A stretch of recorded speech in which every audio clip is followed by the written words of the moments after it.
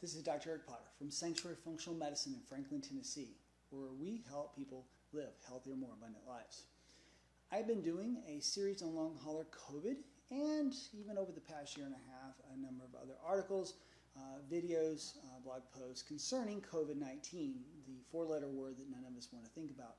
With that, I have been caring for a number of patients who have long hauler and symptoms and helping them get better. With that, we're also facing, as I mentioned in an earlier video, the fact that many are being asked to take vaccines. Vaccine for this virus and trying to determine whether or not it is a good idea. Are there some that can take it and some that predictably would be at high risk and should not? With that, I'm getting information sent from some different patients, one of whom is a physician who has shared an article with me about transforming growth factor beta inhibitor therapy that a group appears in Argentina are looking at using to try to fight acute COVID. So with that, we see elevated transforming growth factor beta 1 levels in our patients with mold and Lyme. So it's going to be interesting if this actually brings out a therapy that might be helpful in those patients.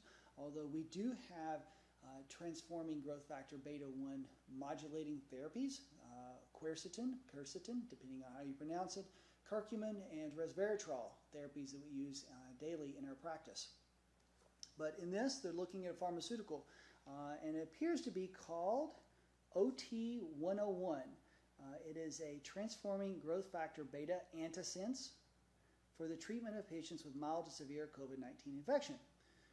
And what they're looking at is doing a multi-center study looking at this therapy. And antisense means it's a RNA or DNA therapy where it's injecting in, and that binds to the production of TGF-beta in this case from the RNA, so that way it keeps that RNA from being transcribed into a protein called TGF-beta, so that way we try to lower the levels of TGF-beta being produced. As I mentioned earlier, it looks like TGF-beta is increased in those patients who have COVID-19, and higher levels may be not proven yet, but suspected to be related to increased heart and kidney damage with that. Now, one of the things they point out is all the medicines, the remdesivir, hydroxychloroquine, lopinavir, ritonavir, seem to have little effect in those who are hospitalized with COVID-19. So they've been, and also we've had some failures of some of the anti-monoclonal antibodies that were trying to do that. So I'm looking forward to this study. They're considering whether this might be playing a role in the children who had multisystem inflammatory disease, MSID, that's similar to Kawasaki's. Is this a condition in which transforming growth factor beta is super elevated and is causing hyperinflammation and causing so much damage in these children? So both potential therapy for adults and kids. So I'm looking forward to this, reading this, and seeing what the study shows.